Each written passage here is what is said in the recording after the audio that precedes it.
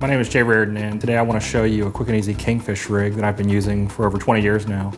I was fortunate enough to learn this whenever I was a child. I grew up in the panhandle of Florida, and I was shown this by a gentleman who was doing quite a bit of commercial fishing for kings.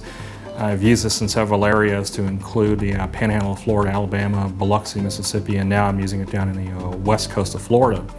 It's a very quick and easy rig. It's very fast to tie. It's quick to learn, and it shows that it's held up very well over the years. Basically, all we're going to do is just tie it with a braided wire like a 7-strand or American fishing wire. And as you can see on this rig, it can be modified for various sizes of baits. There are very large blue runner, Spanish mackerels, ribbon fish. You can even use a very small one for your greenies or your cigar minnows. The material we're going to use is the stainless steel leader. It's a 7-strand variety that comes in different brands, either American fishing wire or the 7-strand brand.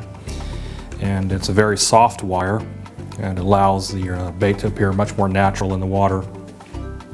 The disadvantage when compared to the traditional single-strand wire is that it is quite a bit thicker, but I think that the action of the bait makes up for that. It also is able to be straightened.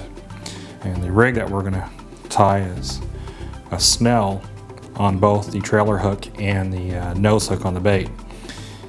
And we're also going to show you today how to tie a loop knot with the 7-strand wire as opposed to having to use the traditional crimp. So to start off, it's simply just cut off a piece of wire that you think you're going to need for your bait. You try to match your hooks according to the size of the bait that you've been catching that day. We'll use this size 4 treble hook for example today. You simply lay the wire against the shaft on the hook, and now you begin to wrap around the hook, working back down towards the bend. After about 7 to 8 wraps, you simply feed the wire back to the eye of the hook. Now, based on the size of the bait that you have that day, you can gauge how far apart you need to put your hooks. Once again, you just lay the hook against the wire, and once again you start to wrap, working back towards the bend in the hook.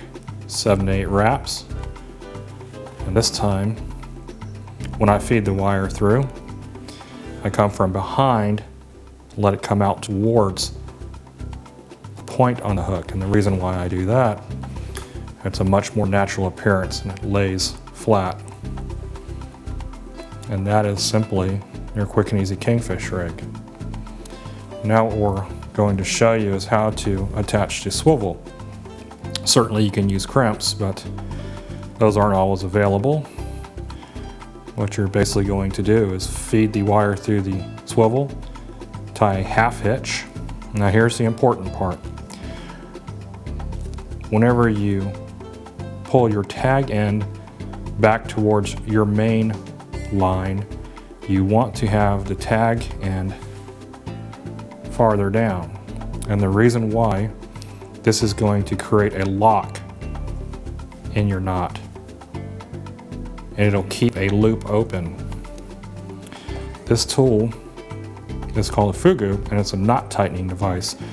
As you can see here, it has a small groove that's cut out, which allows you to place a swivel to hold in place as you simply form barrel twist with the tag end around your main line of wire.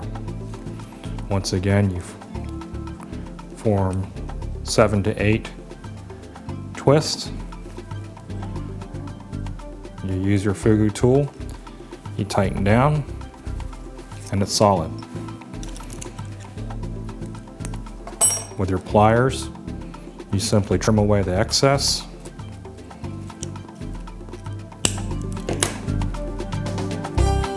you're ready to go. That's your quick and simple kingfish rig.